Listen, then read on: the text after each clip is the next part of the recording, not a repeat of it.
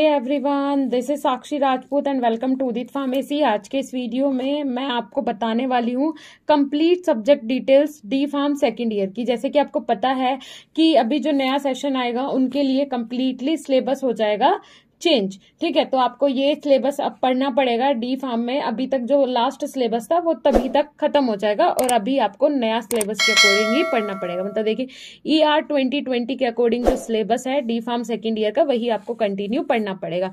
तो इसमें मैं सब्जेक्ट्स की अगर बात करूं तो इसमें कंप्लीट जो आपके सब्जेक्ट दिए हुए हैं वो दिए हुए हैं 6 सब्जेक्ट। ठीक है, 6 सब्जेक्ट कौन कौन से हैं? फर्स्ट है आपका फार्माकोलॉजी। ठीक है, फार्माकोलॉजी की थ्योरी है, फार्माकोलॉजी का प्रैक्टिकल है। सेकंड है आपका community pharmacy and management theory plus इसमें आपका प्रैक्टिकल है। उसके बाद बात कर लेते हैं बायोकेमिस्ट्री। बायोकेम का इसमें आपका थ्योरी भी है और दूसरा प्रैक्टिकल भी है। उसके बाद बात कर लेते हैं फार्माकोथेरापेटिक्स। इसका भी आपका प्रैक्टिकल है और थ्योरी है और दूसरा प्रैक्टिकल भी है। Then hospital and clinical pharmacy जो कि आपका पहले भी था, उसका प्रैक्टिकल भी है और थ्योरी भी है। और लास्ट में आ जाता है फार्मेसी लॉ एंड एथिक्स जिसे आप जूरिस्प्रूडेंस के नाम से जानते थे।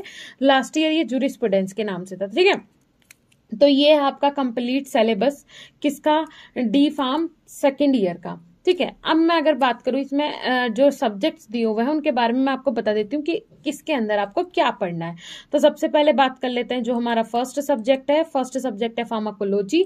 फार्माकोलॉजी के अंदर क्या पढ़ना होता है? इसमें ड्रग की आपको जैसे कि पता ही है, फर्स्ट ईयर आप पढ़ ही चुके हैं, तो इसमें आपको ड्रग की मैकेनिज्म ऑफ एक्शन पढ़ना होता है। जैसे कि मैंने वहां पे बताया था केमिस्ट्री में आपको क्या पढ़ना होता है कि कोई भी ड्रग है, ड्रग में क्या कौन कौन सी जो स्ट्रक्चर है वो प्रेजेंट है, वो काम कैसे करेंगी बॉडी के अंदर जाके, उनका काम क्या है, कौन से बॉन्ड प्रेजेंट है। लेकिन फार्माकोलॉजी का काम क्या होता है?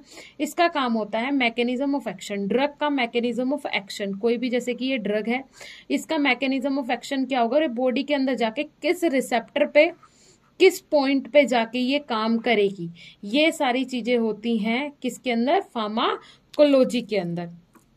ठीक है, उसके बाद अगर मैं बात करूं नेक्स्ट जो आपका सब्जेक्ट है वो दिया हुआ है।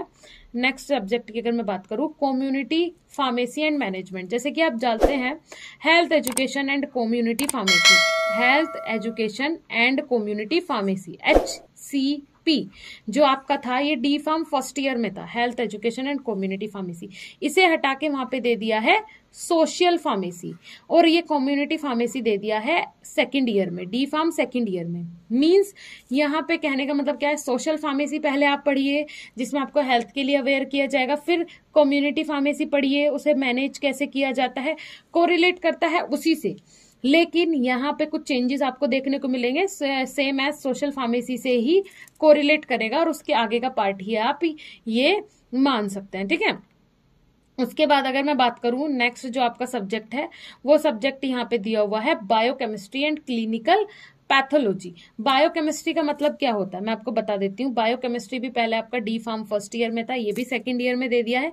बायो प्लस केमिस्ट्री मतलब आपकी बॉडी के अंदर जितनी बायोकेमिकल रिएक्शन चल रही है, एक सेल के अंदर कितनी रिएक्शंस चलती हैं, ग्लाइकोलाइसिस पाथवे चलता है, क्रैप साइकिल चलती है, यूरिया साइकिल चलती है, तो HMP सेंट चलता है, तो इतने सारे साइकिल्स आपकी बॉडी के अंदर रिवॉल्व हो रही हैं जिनके कारण ही मेटाबॉलिज्म होता है, जिनके कारण ही एनर्जी आपकी बॉडी में बनती है।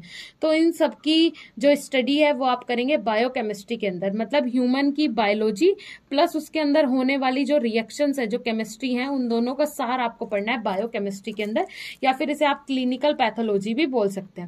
उसके बाद अगर नेक्स्ट सब्जेक्ट की मैं बात करूं तो नेक्स्ट सब्जेक्ट है यहाँ पे हमारा फार्माकोथेरापेटिक्स। देखिए फार्माकोथेरापेटिक्स में आपको क्या पढ़ना है? मेरे हिसाब से इसके अंदर आपको जो सबसे इंटरेस्टिंग लगेगा वो यही सब्जेक्ट लगेगा, क्योंकि फार्माकोथेरापेटिक्स के अंदर आपको सारी डिसीज पढ़नी है जो कॉमन डिसीज होती है, जैसे कि एपिलेप्सी हो गया, सीजर्स हो गया, पार्किंसन हो गया, जितनी भी डिसीज होती है उनके बारे में आपको इसमें पढ़ने को मिलेगा। डिसीज के बारे में, उनका नॉर्मल डायग्नोज कैसे कर सकते हैं और ट्रीटमेंट क्या है, तो इनमें इसमें आपको आने वाला है इंटरेस्ट। ठीक है। तो वो जैसे ट्यूबरक्लोसिस है, उसके बाद आपका एनेक्साइटी है या फिर ग्लूकोमा है, इन सभी डिसीज के बारे में पढ़ने को मिलेगा, तो आपको बहुत इंटरेस्ट आएगा।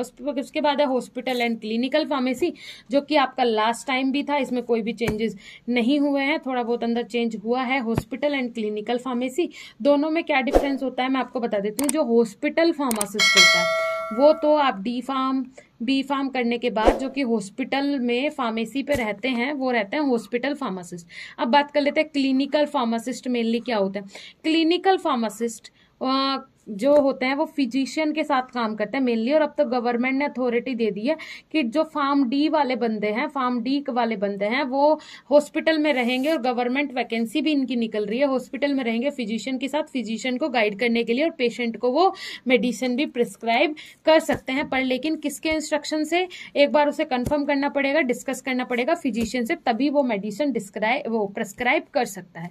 क्लियर हुआ। उसके बाद बात कर लेते हैं, नेक्स्ट है आपका जो नेक्स्ट सब्जेक्ट है वो है फार्मेसी लॉ एंड एथिक्स, जिसे जूरिस्प्रूडेंस के नाम से पहले हम जानते थे। इसका मतलब क्या है, फार्मेसी के जितने लॉज हैं, फार्मेसी के जो एथिक्स हैं, नियम कानून हैं, उसके बाद एक फार्मासिस्ट के ओथ क्या होते हैं, रूल्स रेगुलेशंस क्या हैं, फार्मेसी चलाने के कब कौन सा एक्ट आया, ये सब आप पढ़ेंगे फार्मेसी लॉ एंड एथिक्स के अंदर। तो इसका भी नाम चेंज कर दिया और काफी सारी चीजें अंदर भी इसके सिलेबस के अंदर चेंज की गई हैं। तो होप सो आपको सारी चीजें समझ में आ गई होंगी किस सब्जेक्ट के अंदर आपको क्या पढ़ना है। ये भी मुझे बहुत इंटरेस्टिंग सब्जेक्ट लगता है, क्योंकि इसमें आपको ये पता चलता है कि कहाँ से हमारे फार्मेसी की शुरुआत हुई, कौन कौन से रूल्स रेगुलेशंस बने। जरूरी है, मैं मानती हूँ कि इंडिया में ये सारी चीजें जो है वो फॉलो नहीं होती है, रूल्स रेगुलेशंस यहाँ कोई मानता नहीं है, लेकिन जैसे जैसे टाइम जा रहा है वैसे वैसे रूल्स रेगुलेशंस के अकॉर्डिंग सारी चीजें होने लगी हैं। पर ये रूल्स रेगुलेशन देखिए 1948 से 1940 से, उसके बाद अगर मैं बात करूं यहाँ पे 1954 से 1960 से, कब से रूल्स रेगुलेशंस बने हुए हैं, लेकिन अभी तक इन्हें कोई फॉलो नहीं करता है। देखिए यहाँ पे इसमें इस बार FSSAI भी दे दिया है। FSSAI क्या है, जब आप ड्रग लाइसेंस के लिए अप्लाई करते हैं तो उसके लिए आपको FSSAI की वेबसाइट पे ही जाके अप्लाई करना पड़ता है यूपी में। तो इन चीजों की आपको जानकारी होना बहुत जरूरी है, इसीलिए ये सब्जेक्ट्स यहाँ पे दिए गए हैं, ये टॉपिक्स में चेंजेस किए गए हैं, क्योंकि इनके बारे में कहीं ना कहीं आपको पता होना जरूरी है। सो होप सो आपको कंप्लीट सिलेबस समझ में आ गया होगा कि डी फार्म सेकेंड ईयर का इस बार आपको क्या पढ़ना है, कितने सब्जेक्ट पढ़ना है, कौन से सब्जेक्ट के अंदर क्या पढ़ना है। अगर वीडियो अच्छी लगी हो तो अपने फ्रेंड्स तक शेयर कीजिएगा, चैनल पर नए हो तो चैनल को सब्सक्राइब कीजिएगा। साथ ही साथ ये जो पूरा सिलेबस है ये हमारी एप्लीकेशन उदित फार्मेसी क्लासेस पे कवर करवाया जा रहा है, तो जाके आप विजिट कर सकते हैं, जहां पे live classes, video lectures, notes, सारा स्टडी मटेरियल आपको प्रोवाइड करवाया जा रहा है, प्लस आपको गाइडेंस, बेस्ट गाइडेंस भी प्रोवाइड करवाई जा रही है, तो जाके विजिट जरूर करें।